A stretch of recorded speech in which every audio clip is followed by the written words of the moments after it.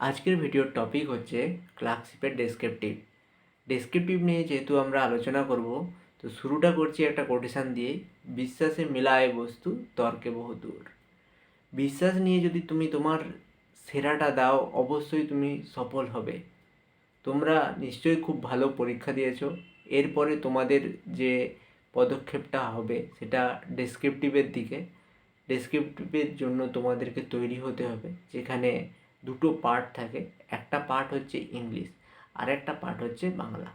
ইংলিশে 3টে টপিক থেকে কোশ্চেন আসবে, বাংলায় 3টে টপিক থেকে কোশ্চেন আসবে। এই 6টা কোশ্চেন তোমাদেরকে 1 ঘন্টার মধ্যে কমপ্লিট করতে হবে। প্রথমে পার্ট এতে ইংলিশ এবং পার্ট বিতে বাংলা, এই দুটো পার্ট একটা জায়গাতেই থাকবে। প্রথমে হয়তো ইংলিশ থাকলো, তারপরে বাংলা, অথবা প্রথমে বাংলা থাকলো তারপরে ইংলিশ। সব পুরোটাই তোমাদেরকে 1 ঘন্টার মধ্যে করতে হবে।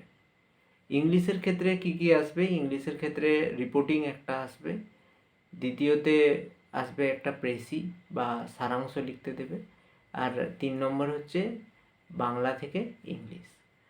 আর বাংলায় কি আসবে? বাংলাতেও একই ধরনের, বাংলাতেও প্রতিবেদন একটা, মানে রিপোর্ট যেটা। আর দ্বিতীয়তে আসবে সারাংশ বা সারমর্ম, আর তৃতীয়তে হচ্ছে ইংলিশ থেকে বাংলা। এই 6টা জিনিস তোমাদেরকে তৈরি করতে হবে। তোমরা নিশ্চয়ই খুব ভালোভাবে এগুলোর জন্য তৈরি হবে। তোমাদের মনে একটা প্রশ্ন আসতেই পারে যে আমরা তো লিটারেচার ব্যাকগ্রাউন্ডের নই, আমরা কি করে এত ভালো করে লিখতে পারবো বা তাদের সঙ্গে কম্পিট করতে পারবো। দেখো, কিছু টেকনিক যদি তোমরা ফলো করো, অবশ্যই তোমরা পারবে ভালো করতে। এটা অন্তত আমি বিশ্বাস করি যে তোমরাও পারবে, সবাই পারবে, সবাই সবার সঙ্গে কম্পিট করতে পারবে। লড়াই তোমাদের করে অবশ্যই জিততে হবে। এবার আসি আমার প্রিপারেশান ফেজ এবং স্ট্র্যাটেজি নিয়ে, যেটা আমি আমার পরীক্ষাগুলোর ক্ষেত্রে লাগিয়েছিলাম। প্রিপারেশান নিয়ে প্রথমে বলি, অনেকে আগের ভিডিওতে জিজ্ঞেস করেছিলে যে আমি কোথা থেকে প্রিপারেশান নিয়েছি বা কোথায় পড়েছি, এই সমস্ত অনেক কিছু কোয়েশ্চেন তোমরা করেছিলে। আমি আমার কলেজ ফেজ থেকে এখনও পর্যন্ত যতগুলো পরীক্ষা দিয়েছি বা যতগুলো চাকরি পেয়েছি, তার ক্ষেত্রে কোনোটার জন্যই আমি কোনো প্রিপারেশান কোনো জায়গা থেকে নেইনি।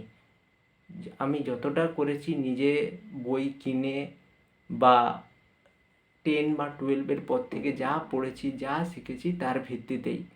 কোনো জায়গা থেকে আমি প্রিপারেশান নেইনি। পুরোটাই নিজের উপরে যতটা পেরেছি, নিজের ইচ্ছায় বলতে পারো বা নিজের সামর্থ্যে বলতে পারো, ওইটুকুই করার চেষ্টা করেছি। আর ওটাই তোমাদের কাছে আমি শেয়ার করছি, এইটুকুই। আর স্ট্র্যাটেজি নিয়ে বলার আগে আমার কিছুটা একটু ব্যাকগ্রাউন্ড বলা দরকার বলে আমার মনে হয়। কারণ কি, ডেসক্রিপটিভ এমন একটা জিনিস যেখানে একজনের লেখা কীরকম হবে সেটা নির্ভর করে অনেক কিছুর ওপরে, তার মাইন্ডসেটের উপরে। কারণ কি, আমি ক্লাস 12 পর্যন্ত আমাদের মহকুমাতে যে এবিটিএ বলো বা বিভিন্ন সংস্থার যে প্রবন্ধ রচনা হতো, তাতে মোটামুটি ফার্স্ট সেকেন্ড থার্ডের ভিতরেই থাকতাম। এটার বলার কারণ এইটা যে বাংলা লেখার প্রতি একটা স্বাচ্ছন্দ্য বোধ আমার প্রথম থেকেই ছিল, এবং পরবর্তীকালে কলেজ জীবনেও একবার ডিস্ট্রিক্টে থার্ডও হয়েছিলাম। এটার বলার পেছনে কারণ এইটুকুই যে বাংলা লেখার প্রতি একটা স্বাচ্ছন্দ্য বোধ, সেটা ছোট থেকেই আমার মধ্যে তৈরি হচ্ছিল দিনের পর দিন। যেহেতু আমি টানা 6 বছর 7 বছর এটার সঙ্গে যুক্ত ছিলাম, সেই কারণে বাংলা লেখার প্রতি একটা আলাদা স্বাচ্ছন্দ্য তৈরি হয়েছিল। এইবারে তারপরে বলি যে আমি যে পদ্ধতিটা কাজে লাগিয়েছি, সেই পদ্ধতিটার লাভ কিন্তু আমি প্রতিটা পরীক্ষাতেই পেয়েছি, যেগুলোতে আমি ডেসক্রিপটিভ দিয়েছি। এখনও পর্যন্ত 4টা পরীক্ষায় আমি ডেসক্রিপটিভ পেয়েছি, যেগুলো আমি দিয়েছি। তার মধ্যে যেগুলো নাম্বার জানা সম্ভব হয়েছে সেগুলো নাম্বার জানিয়ে আমি, এবং যেগুলো নাম্বার ডিসক্লোজ করে না সেগুলোর নাম্বার আমার জানা নেই। যেমন প্রথম যেটা দিয়েছিলাম সেটা হচ্ছে ওয়েস্ট বেঙ্গল কোঅপারেটিভ সার্ভিস কমিশনের সম্ভবত একটা পরীক্ষা ছিল, যেখানে এমসিকিউর সঙ্গেই ডেসক্রিপটিভ হয়ে যেত। সেই পরীক্ষাটা প্রথমে দিয়েছিলাম এবং আমি সেটায় সফল হয়েছিলাম, তারপরে ইন্টারভিউতে গিয়ে ইন্টারভিউ দেই, কিন্তু মেরিট লিস্টে আসেনি। সেটাই নাম্বার জানা যায়নি যে ডেসক্রিপটিভে আমি কত পেয়েছিলাম। দ্বিতীয় যেটা আইবি সিকিউরিটি অ্যাসিস্ট্যান্ট, সেক্ষেত্রেও ডেসক্রিপটিভটা সম্ভবত কোয়ালিফাইং নেচারে ছিল। তারপরে ইন্টারভিউতে যাই, ইন্টারভিউ দিই, তারপরে মেরিট লিস্টে আমি আসেনি। তৃতীয় যেটা, সেটা হচ্ছে সিএইচএসএল। সিএইচএসএল এখন যেমন ডেসক্রিপটিভ হচ্ছে না, আগে কিন্তু সিএইচএসএল ডেসক্রিপটিভ হতো। সেক্ষেত্রে আমি ডেসক্রিপটিভে 73 পেয়েছিলাম, একই পদ্ধতি কাজে লাগিয়ে। এবং চতুর্থটা তোমরা নিশ্চয়ই আগের ভিডিও যদি দেখে থাকো, তোমরা অবশ্যই জানবে যে ক্লার্কশিপে আমি ডেসক্রিপটিভে টোটাল 80 পেয়েছিলাম, একটা পার্টে 41 আর একটা পার্টে 39। এই চারটের মধ্যে দুটোর নাম্বার আমার জানা আছে আর দুটো জানা নেই, এবং এই চারটের ক্ষেত্রেই আমি একই পদ্ধতি কাজে লাগিয়েছি। এবার এই পদ্ধতিটা আমার বিশ্বাস, আমি আমার বিশ্বাসের উপরে এই পদ্ধতিটা কাজে লাগিয়ে প্রতিটা পরীক্ষায় লাভ পেয়েছি। এবার তোমরা যদি মনে হয় যে তোমরা এখান থেকে কিছু জিনিস নিজেদের লেখার মধ্যে নিতে পারবে, অবশ্যই তোমরা নেবে। এতে তোমরা যদি সফল হও, আমার থেকে বেশি খুশি হয়তো আর কেউ হবে না। তাহলে এবারে বলি বাংলার ক্ষেত্রে তোমরা কি করবে। বাংলায় প্রথমে হচ্ছে প্রতিবেদন। প্রতিবেদনের ক্ষেত্রে তোমরা টপিকগুলো আগে ভাগ করে নেবে যে কি কি টপিকে তোমরা তৈরি করবে। একটা মডেল তৈরি করে নেবে নিজে থেকে, যে এরকমভাবে আমি লিখব, ঠিক আছে। এবার কি কি ইনক্লুড করবে, কিছু হট বার্নিং টপিক প্রতিবারেই থাকে। প্রতিবারেই হট বার্নিং টপিকগুলো নিয়ে খবরের চ্যানেল বলো, পেপার বলো, এগুলোতে আলাপ আলোচনা হতেই থাকে। তোমাদেরকে কী কী নিতে হবে, তোমাদেরকে নিতে হবে যে এই চ্যানেলে আমাদের রাজ্যের হায়ার অফিসিয়াল যারা আছে তারা কি বলছে, তারা কোন টার্মগুলোর উপরে বেশি জোর দিচ্ছে, কোনো ট্যাগলাইন ইউজ হচ্ছে নাকি, এইগুলোর উপরে জোর দিতে হবে এবং এইগুলোকে কাজে লাগাতে হবে। আমাদের ক্ষেত্রে সম্ভবত করোনা নিয়ে বা কিছু একটা এসছিল, আমি মনে আছে আমি ট্যাগলাইনগুলো খুব সুন্দরভাবে ইউজ করেছিলাম।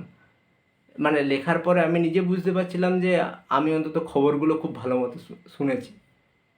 এরপরে আসি, তারপরে হচ্ছে সারাংশ। সারাংশ নিজে একবার পড়বে, পড়ে নিজে থেকে আগে একবার বলার চেষ্টা করবে মনে মনে যে আমি এইটার মানে এইটা বুঝেছি, এবং তারপরে লিখবে। ইংলিশের ক্ষেত্রেও ইংলিশ থেকে বাংলায় যখন করবে তখনও সেম। আর এগুলো তোমাদেরকে প্র্যাকটিস করতে হবে। তোমাদেরকে যেখান থেকে যা পারো, ভুল হোক ঠিক হোক, লিখতে হবে। মনে মনে রেখে দিলে হবে না। তোমরা যত প্র্যাকটিস করবে তত তোমাদের স্পিড বাড়বে, তবেই তোমরা কিন্তু 6টা কোশ্চেন 1 ঘন্টার মধ্যে সেখানে নামাতে পারবে। এটা তোমাদেরকে মাথায় রাখতে হবে। আর যেটা বললাম যে খবরের চ্যানেল, বিশেষ করে খবরের চ্যানেলে হায়ার অফিসিয়ালরা যেটা বলছে সেই ওয়ার্ড, সেই টার্ম, সেই ট্যাগলাইন, সেইগুলোকে কাজে লাগানোর চেষ্টা করো, পজিটিভ দিকটা নেওয়ার চেষ্টা করো, দেখবে অবশ্যই লাভ পাবে। অন্তত আমি লাভ পেয়েছি। এবার ইংলিশের কথায় আসি। ইংলিশের ক্ষেত্রে যেটা আমারও মনে হয়েছে অনেকবার, বা অনেকেরও মনে হয় যে আমার তো ইংলিশে স্টক অফ ওয়ার্ড নেই, আমার ইডিয়ম, ফ্রেজাল ভার্ব এই সমস্ত ইউজ করে আমি লিখতে ভালো পারি না, আমি কি করে বেশি নাম্বার পাবো। অবশ্যই তোমরা পাবে। তোমরা ছোট ছোট সেন্টেন্স করো, সোজা সেন্টেন্স বানাও, সেইটা দিয়েই তোমার মনের ভাবটা বোঝানোর চেষ্টা করো, অবশ্যই হবে। কারণ কি, আমি আমার চাকরি জীবনেও দেখেছি যে একটা অ্যাপ্লিকেশান ফার্স্টবার পড়ে যদি কেউ বুঝতে পারে তুমি যাকে দিচ্ছ, সে যদি ফার্স্টবার পড়ে বুঝতে পারে যে তুমি কি বলতে চাইছো, সেই অ্যাপ্লিকেশান একদম কারেক্ট, এবং তুমি সেটা ঠিক করে লিখতে পেরেছো বলে তুমি মনে করবে। যেমন তুমি ধরো একটা রিপোর্ট লিখছো, তুমি যদি একবার কাউকে দিয়ে পড়িয়ে তুমি বুঝতে পারো যে যে পড়ছে সে বুঝতে পেরে গেছে ব্যাপারটা, তাহলে তুমি ভাববে যে তোমার রিপোর্ট লেখাটা ঠিক আছে। এবং এইটাকে কিন্তু একটা হ্যাবিটে নিয়ে আসতে হবে যে আমি একবারই লিখব, সেইটাই আমি অন্য একজনকে দেখাবো যে পড়াশোনা জানে, পড়তে পারে, মানে বুঝতে পারে, তাকে দেখাবো। সে যদি বলে যে হ্যাঁ আমি বুঝতে পেরেছি জিনিসটা তুমি কি বলতে চাইছো, তুমি কারেক্ট। আমি এইভাবেই করতাম। যে আমার কাছে অত স্টক অফ ইংলিশ ওয়ার্ড নেই, আমি ছোট ছোট সেন্টেন্স বানাবো, সেইটাই ইউজ করব, সেইটাই ইউজ করে যে কোনো একজনকে দেখাবো যে আমার এটা আমি লিখতে চেয়েছিলাম, এটা হয়েছে কি না। সে পড়ে যদি বলে হ্যাঁ হয়েছে, সেটা ঠিক আছে। আমি দিনের পর দিন এইটাই করেছি। প্রেসির ক্ষেত্রে একই জিনিস বাংলার মতো, পড়ে আগে নিজে বুঝবে, বুঝার পরে ছোট ছোট সেন্টেন্স ইউজ করবে, ঠিক আছে। আর লাস্টে একদম চলে আসছি বাংলা থেকে ইংলিশ। বাংলা থেকে ইংলিশের ক্ষেত্রে তোমাদেরকে এর ক্ষেত্রে ট্রান্সলেশন, টেন্স, এগুলো একটু তোমাদেরকে দেখতে হবে। এটা এটা তোমাদেরই হাতে, ট্রান্সলেশনটা দেখা, ট্রান্সলেশনটা ঠিক করে করা। এইটা প্র্যাকটিস যদি ঠিকঠাক করে করো, তোমাদের এখন পরীক্ষা হয়ে যাচ্ছে মানে তোমাদের হাতে 2-2.5 মাস মিনিমাম থাকবেই। আমি কম করে বলছি, তোমরা যদি 2-2.5 মাস খুব ভালো করে পড়াশোনা করো, অবশ্যই 6টা কোশ্চেন নামাতে পারবে। সবাই পারে, বেশিরভাগ জনই পারে 6টা কোশ্চেন নামাতে, কিন্তু 6টা কোশ্চেন খুব ভালো মতো নামাতে হবে। তোমরাও চেষ্টা করো, তোমরাও পারবে, আমার বিশ্বাস তোমরা পারবে। আর তোমাদের জন্য আমি প্রতিদিন একটা করে সেট আনার চেষ্টা করছি, যদি সম্ভব হয়। আর তোমাদের যদি কোনো প্রশ্ন থাকে অবশ্যই কমেন্ট বক্সে জানাবে। আর এরকম ভিডিও পেতে অবশ্যই চ্যানেলটা সাবস্ক্রাইব করবে। ধন্যবাদ।